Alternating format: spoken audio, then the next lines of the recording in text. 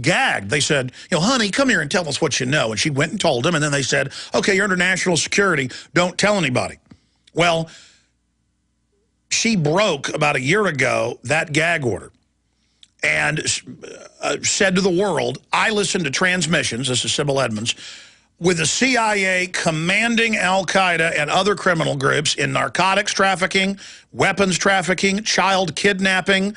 I mean, just every form of evil you can imagine. Oh, and what's in the Houston press?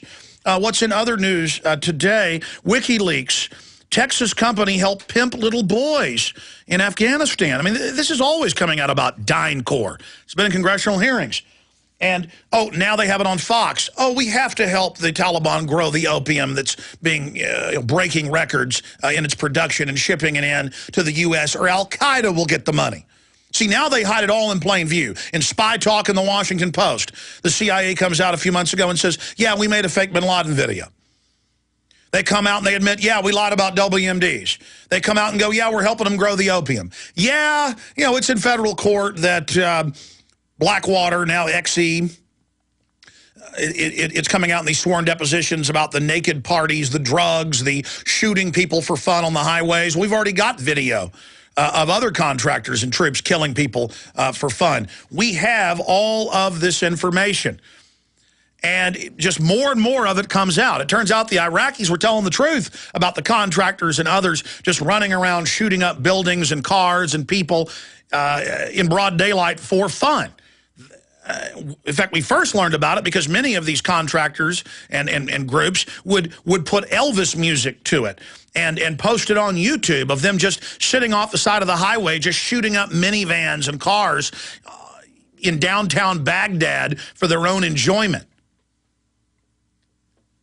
When you don't have any oversight, when you have the CIA operating in secret since 1947, when you have the trillions of dollars that have been spent on black budget programs, you're going to have corruption. And it's going to get worse and worse and worse. And more crazy people who are sadistic and control freaks and who enjoy hurting people, bloodthirsty individuals, are going to get into positions of power.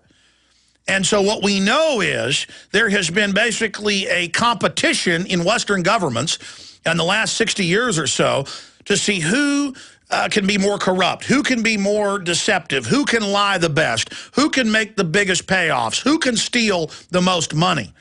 And the population, not just of the United States or Europe or Canada, but the entire population of the world is beginning to wake up to this fact. What did Zbigniew Brzezinski say just a few months ago addressing the Council on Foreign Relations Canada branch?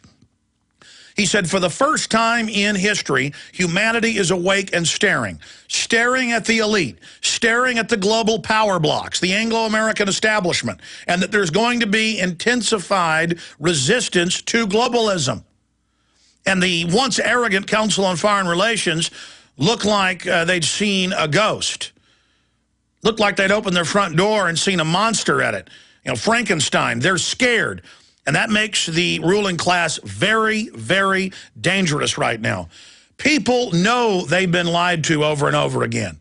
People know that special interests are controlling the major governments of the planet. Individuals have lost confidence in the system, and for a good reason.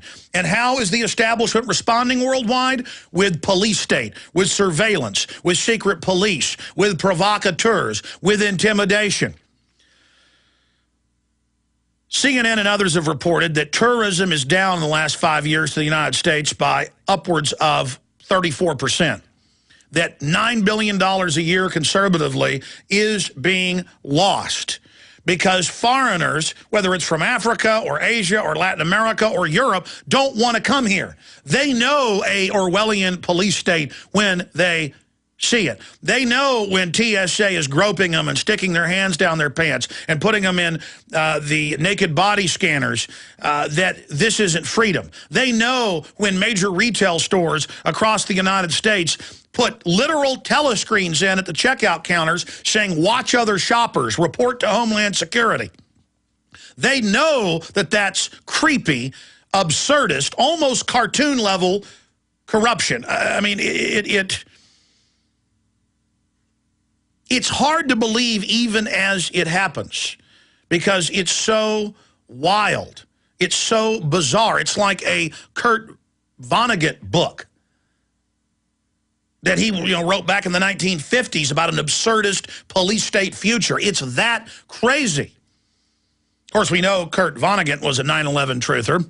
Kurt sent me a signed lithograph he did of the open birdcage, and I had a chance to talk to him and his assistant as well, but he thought that he was too old to do any more interviews, and he'd already sworn 6 months before at a final speech at a university that would be his last. And then he died a few months after I was contacted by him. That was too bad. But, of course, Kurt Vonnegut did know 9/11 was an inside job, and Daniel Ellsberg saying investigated, and 6 of the 10 commissioners are saying the Pentagon criminally lied and covered up what really happened. So that tiny, scared minority that crouches down and licks the hand of tyranny that tells the majority of us that are not even smart, but not brain dead. Not brain dead to the point that we recognize absurd tyranny when we see it.